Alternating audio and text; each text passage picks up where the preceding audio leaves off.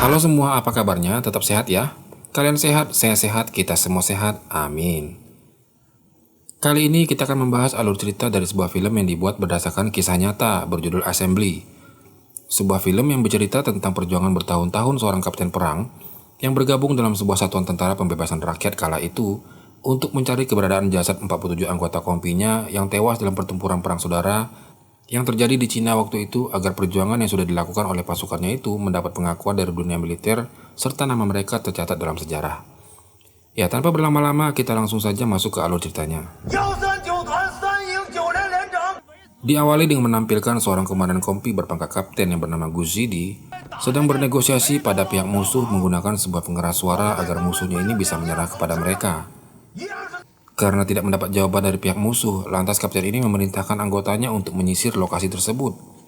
Yang mana secara tiba-tiba, dari bagian atas bangunan muncul sejumlah tentara musuh yang menyergap dan menembaki mereka, sehingga baku tembak pun terjadi.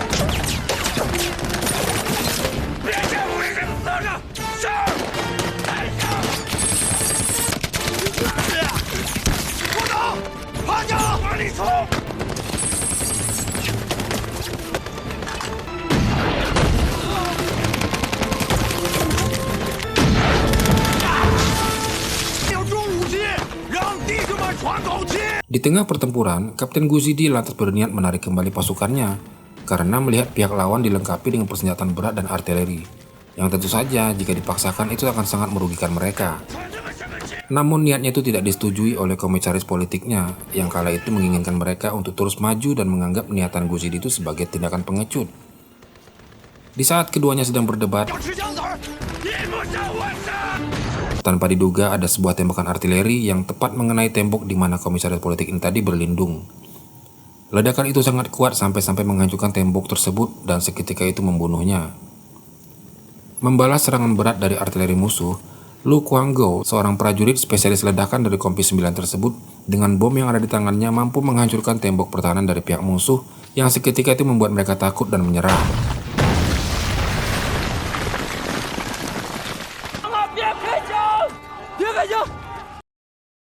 Kapten Guzidi yang sangat terpukul melihat anggotanya ini mati, lantas memerintahkan Letnan Jiao untuk membunuh semua pasukan musuh yang kala itu sudah menyerah.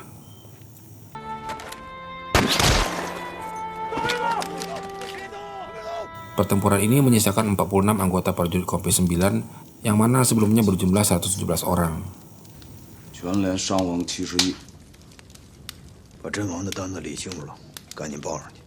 Setelah selesai dari pertempuran itu, tindakan kapten yang memerintahkan anggotanya untuk membunuh pihak musuh yang sudah menyerah tadi ternyata mendapat kecaman dari berbagai pihak yang mengakibatkan dirinya harus ditahan selama 3 hari dan seluruh anggota kompinya akan ditempatkan di garis pertahanan paling depan. Di dalam tahanan yang berbentuk gudang ini, Guzidi dipertemukan dengan seorang tahanan lainnya bernama Wang Jinchun, seorang mantan guru yang notabene ditahan karena prajurit ini sangat penakut, apalagi saat di medan pertempuran. Guzidi juga didatangi oleh komandannya yaitu Kolonel Liu, ditemani seorang ajudannya Liang Zi, membicarakan tugas yang akan diberikan pada Kompi 9 di hari berikutnya untuk menghalau musuh di sebuah kawasan pertambangan batu bara. Pembicaraan ini juga membahas tentang bunyi trompet yang akan dibunyikan tepat jam 12 siang saat pertempuran sedang berlangsung. Itu menandakan agar seluruh kompi dapat mundur dan berkumpul. Namun selama trompet ini tidak berbunyi, mereka tidak diperbolehkan untuk mundur dari pertempuran dan terus berupaya merebut daerah tersebut walaupun hanya menyisakan mereka sendiri yang hidup. Kapten Guzidi pun menyanggupinya, namun kolonel tidak memberinya tambahan anggota lagi karena kondisi yang tidak memungkinkan. Kolonel ini hanya bisa memberinya tambahan amunisi, bahan peledak, dan perbekalan saja. Mengingat jumlah pasukannya yang sudah sangat kurang, Kapten Guzidi akhirnya meminta Kolonel Liu untuk mengangkat Wang Jinchun, tahanan pengecut yang bersamanya tadi, untuk menjadi komisaris politiknya yang baru. Sehingga saat ini seluruh pasukannya pun berjumlah 47 orang. Singkat cerita, Kapten Guzidi beserta pasukan kompinya pun berangkat ke daerah yang sudah ditunjuk. Sesampainya di daerah tersebut, Kapten Guzidi meragukan lokasi itu karena medannya cukup terbuka, yang mana itu sangat tidak memungkinkan bagi mereka untuk bisa bertahan, apalagi dalam situasi seperti itu. Kapten ini lantas memerintahkan anggotanya untuk menyimpan beberapa amunisi dan bahan peledak di dalam sebuah terowongan tambang yang tidak jauh dari situ, karena menurutnya itu sangat rentan akan terkena ledakan jika dibiarkan di luar. Kapten Guzidi juga tidak lupa memperkenalkan Wang Jinchun sebagai komisaris politik mereka yang baru itu kepada anggota lainnya. Dan di saat mereka sedang asik berkenalan,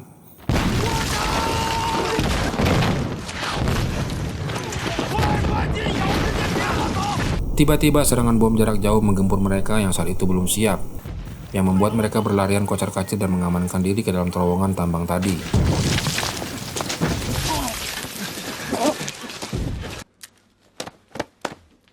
Melihat jam tangannya yang saat itu rusak, Kapten Guzidi mengingatkan anggotanya untuk melupakan masalah waktu dan memasang telinga baik-baik agar mendengar bunyi trompet yang akan memanggil mereka. Tak lama setelah serangan bom tadi berhenti, Kapten Guzidi memerintahkan mereka untuk kembali ke posisi.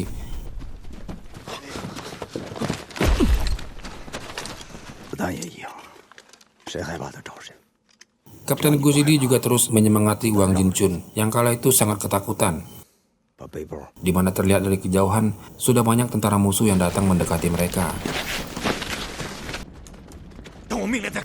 Dan saat semuanya sudah dalam jangkauan,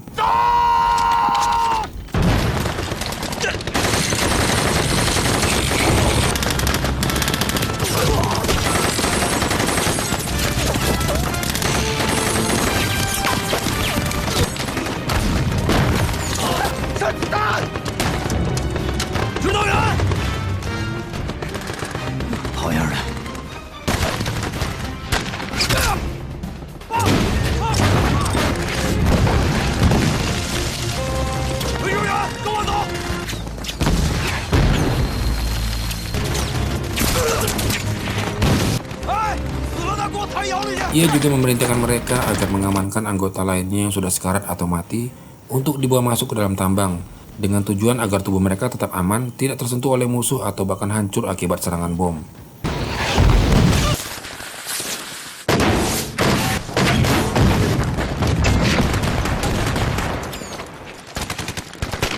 Singkat cerita, pasukan Kompi 9 ini mampu memukul mundur pihak musuh.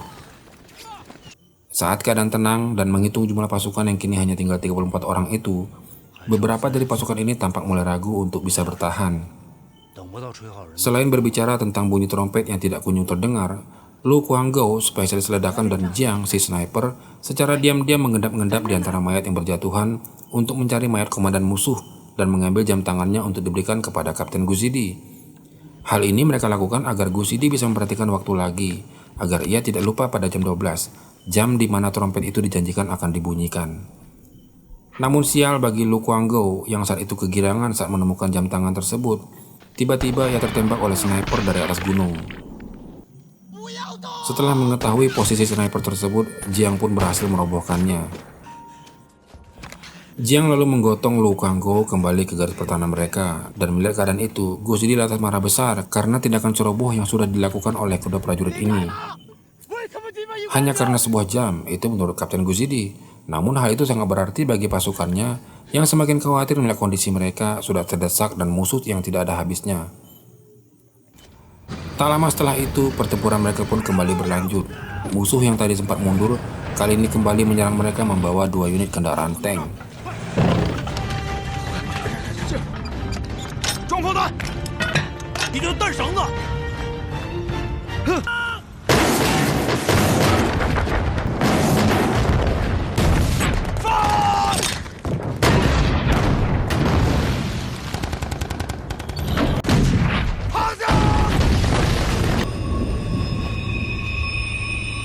Pendengaran Kapten Guzidi menjadi terganggu akibat sebuah ledakan peluru tank yang hampir saja mengenai dirinya dan Wang Jinchun yang kala itu membalas serangan menggunakan artileri. Dalam kondisi itu, Kapten Guzidi kembali mengisi ulang peluru artilerinya dan berhasil menumbangkan salah satu tank tersebut. dan kini menyisakan satu tank lagi yang masih membuat mereka kewalahan karena terus saja menggempur mereka.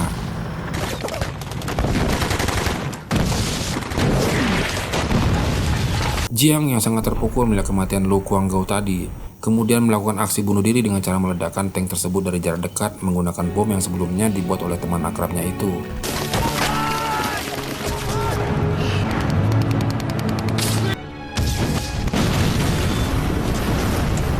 Setelah berhasil menumbangkan musuh tadi, perdebatan pun terjadi di antara mereka. Yang mana sebagian dari mereka, termasuk Sersan Jiao yang sedang sekarat itu, mengaku mendengar bunyi trompet sudah dibunyikan sejak tadi. Namun Kapten Guzidi dan Wang Jingchun beserta Luo Guangtian merasa tidak ada mendengar bunyi itu. Merasa bukan hanya dirinya sendiri yang tidak mendengar bunyi trompet itu, Kapten Guzidi pun tetap mempertahankan mereka dan tidak menarik mundur pasukannya. Tapi ia juga mempersilahkan kepada sebagian anggota yang merasa mendengar bunyi trompet tadi untuk meninggalkan mereka di situ. Ya, tentu saja hal itu tidak mungkin mereka ikuti. Mereka tidak mungkin tega meninggalkan rekan-rekannya yang sedang berjuang. Hingga akhirnya mereka pun di sana sampai dengan malam hari, di mana awalnya diprediksikan aksi pertempuran ini hanya akan berlangsung 4 jam atau saat trompet dibunyikan tepat jam 12 siang. Malam itu, pasukan musuh tampak datang dalam jumlah besar, mengendap-endap mendekati mereka. Kapten Guzidi dan pasukannya yang tinggal beberapa orang saja itu pun sudah siap di posisinya dan menunggu waktu yang tepat untuk meledakkan bom yang sudah mereka pasang di beberapa titik.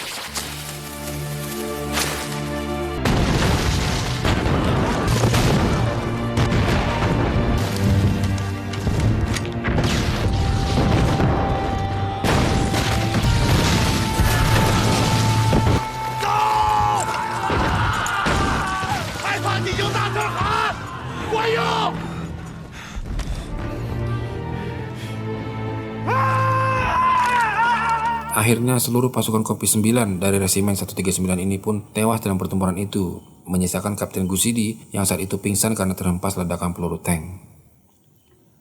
Pasukan tentara pembebasan rakyat akhirnya berhasil merebut kembali daerah tersebut dan kemudian menemukan Kapten Guzidi yang tak sadarkan diri akibat terluka parah serta mengenakan seragam dari pihak musuh.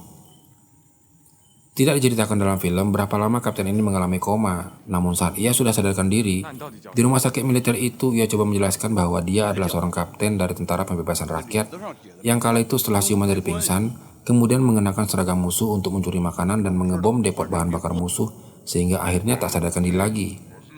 Namun sayangnya tentara pembebasan rakyat mengalami reorganisasi saat Kapten Guzidi dalam keadaan koma, dan hampir tidak ada yang ingat keberadaan Resimen 139 yang ia sebutkan itu, yang mana seluruh anggotanya hampir semuanya tewas, sehingga kapten ini tidak dapat mengkonfirmasi verifikasi identitasnya. Dia bahkan dicemooh oleh pasien lain di rumah sakit itu yang tidak percaya pada kisahnya dan bahkan menganggapnya sebagai pembelot. Tak lama, datang seorang tentara ke ruangan rumah sakit itu berteriak mencari seseorang yang punya pengalaman dalam unit pasukan artileri. Entah apa yang dipikirkannya saat itu, Kapten Guzidi pun mengajukan dirinya untuk bergabung. Padahal ia bukan berasal dari unit pasukan artileri. Dibuktikan setelah Komandan Zhao, yang adalah komandan batalion artileri ini, mengujinya dengan pertanyaan seputar arah dan koordinat tembakan, yang mana kala itu tidak bisa ia jawab. Sebaliknya, ia malah merasa tersinggung ditanya hal seperti itu oleh seorang komandan muda seperti Zhao. Tapi entah bagaimana ceritanya, Kapten Guzidi ini tetap diterima bergabung bersama mereka. Tahun 1951 di kota Hoengzong-gun, Korea Utara, tampak Komandan Zhao sedang menerima telepon dari pimpinannya untuk menyerang beberapa tank Amerika yang terlihat berada di dekat sebuah jembatan. Kapten Guzidi yang sekarang diremehkan dan dianggap sebagai tentara biasa itu menawarkan dirinya untuk ikut serta dalam misi itu. Komandan Zhao lalu memerintahkan salah seorang prajuritnya mencari seragam Korea untuk mereka pakai sebagai penyamaran karena Korea Utara adalah sekutu Amerika saat itu. Singkat cerita, mereka pun menjalankan misinya. Namun naas, ketika mereka sedang melewati sebuah jalan kecil, Komandan Zhao tanpa sengaja menginjak sebuah ranjau yang seketika itu membuat mereka harus berhenti di situ, di area terbuka yang bisa saja mendapat serangan dari pihak lain. Tak lama lewatlah konvoi tank milik Amerika yang sesaat ingin menembak mereka. Namun mereka bisa selamat karena seragam Korea yang mereka gunakan tadi. Well, good luck to you. Alright, let's get out of here. Kapten Guzidi yang dari tadi sedang berusaha menyelamatkan Komandan Zhao akhirnya berhasil, Ia rela menolong komandan ini dengan menggantikan dirinya untuk menahan ranjau itu menggunakan tangannya agar tidak meledak. 你每天打炮香不香？ Pada adegan ini terlihat di wajah Komandan Zhao yang seolah-olah menunjukkan penyesalannya telah meremehkan Kapten Guzidi selama ini dan terenyuh akan pengorbanannya. Di mana di situ Kapten Guzidi juga mengatakan bahwa ia telah lama menganggap dirinya sudah mati akibat rasa bersalah yang ditanggungnya selama ini karena tidak bisa menyelamatkan anggota kompinya di masa lalu. 就他妈我没听见。 Komandan Zhao dan kedua prajurit lainnya pun akhirnya bisa melanjutkan misinya, sementara Kapten Guzidi tetap tinggal dan terus menahan ranjau itu menggunakan kedua tangannya.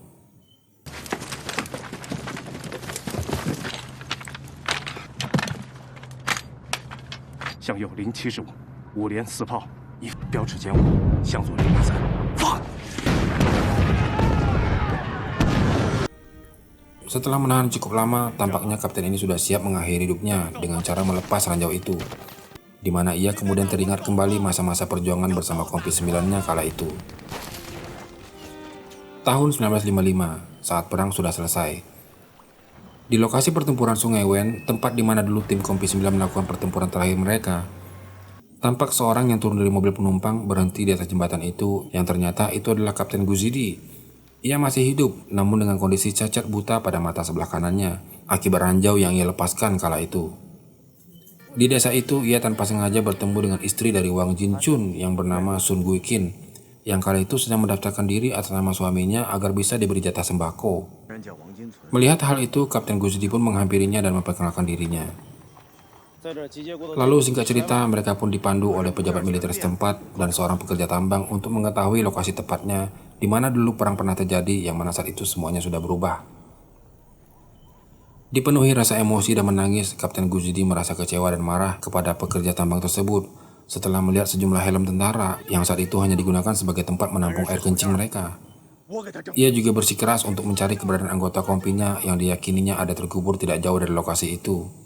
Dan di satu sisi, ia juga bertekad menyelamatkan muka keluarga Wang Jinchun yang selama ini dikenal penakut oleh kerabatnya. Dan menurut penuturan istrinya, warga kampung juga sering mencemooh keluarga mereka, hingga akhirnya ibu Wang Jinchun tersebut harus mati dalam keadaan malu. Kapten Guzidi kemudian mengajak Sun Guiqin untuk bertemu dengan komandan batalion yang diselamatkannya dari ranjau kala itu, Komandan Zhao. Setelah sampai di barak militer itu dan bertemu kangen dengan Zhao, ia pun memperkenalkan Sun Guiqin padanya, dan selanjutnya mereka merawat Sun yang kala itu sering sakit-sakitan. Di saat sedang menunggu Sun di lorong rumah sakit, Kapten Guzidi menyampaikan maksud kedatangannya ke sana. Selain untuk minta dicarikan pekerjaan, ia juga minta tolong pada Zhao dengan kekuasaan yang dimilikinya sekarang untuk bisa melanjutkan pencarian anggota kompinya yang hingga sekarang belum ada titik terangnya. Ia juga menggoda Zhao dengan menjodohkannya dengan Sun Guiqin, yang mana tampaknya usaha ini berhasil, yang mana singkat cerita Zhao dan Sun pun menikah.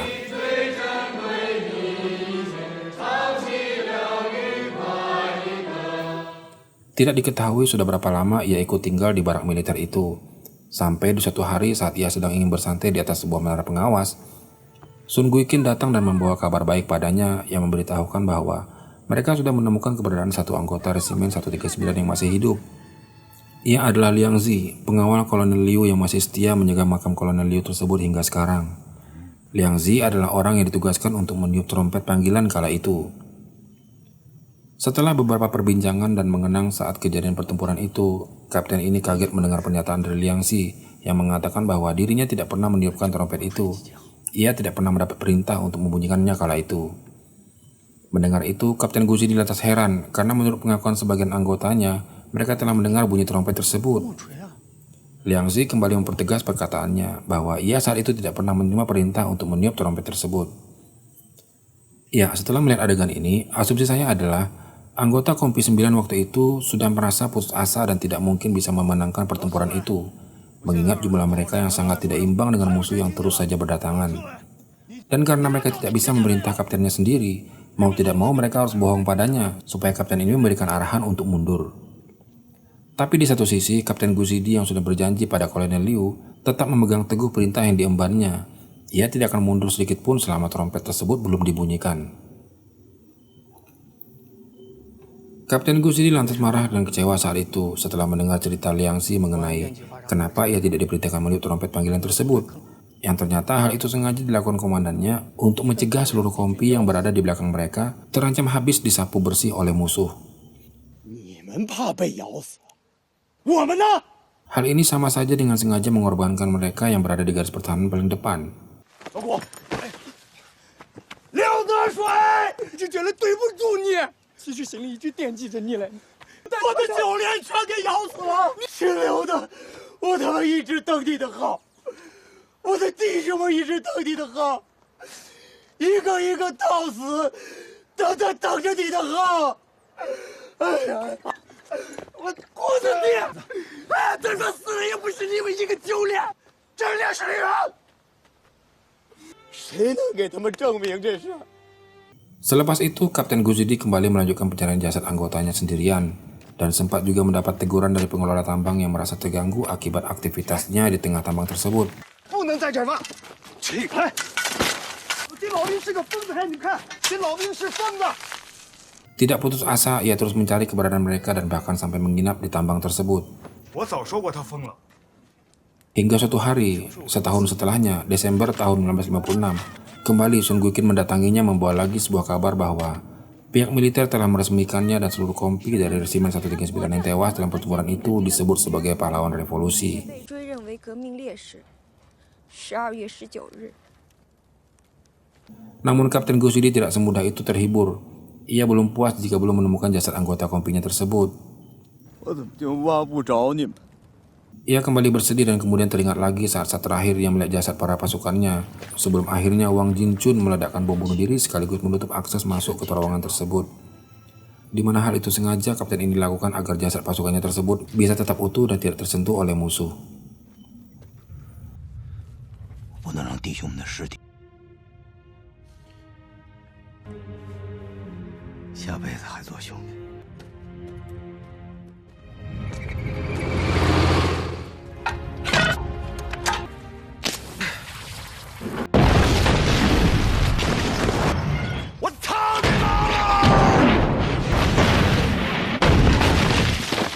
Tahun 1958, tepatnya 10 tahun kemudian sejak peristiwa itu, sebuah waduk dibangun di sisi selatan tambang untuk proyek irigasi, di mana dalam proses pembangunan itu, jasad ke-47 pasukan Kompi 9 ini tadi akhirnya ditemukan. Beberapa hari setelah itu, pihak militer Tentara Pembebasan Rakyat pun membangun sebuah monumen di area tersebut untuk mengenang jasa para pahlawan revolusi ini, serta melakukan pemakaman militer dengan penghormatan penuh, diakhiri dengan tiupan trompet oleh Liang Zi.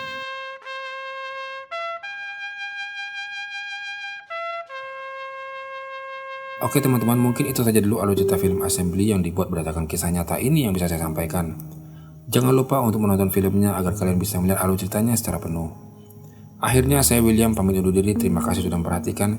Jangan lupa jaga kesehatan dan sampai jumpa di video berikutnya.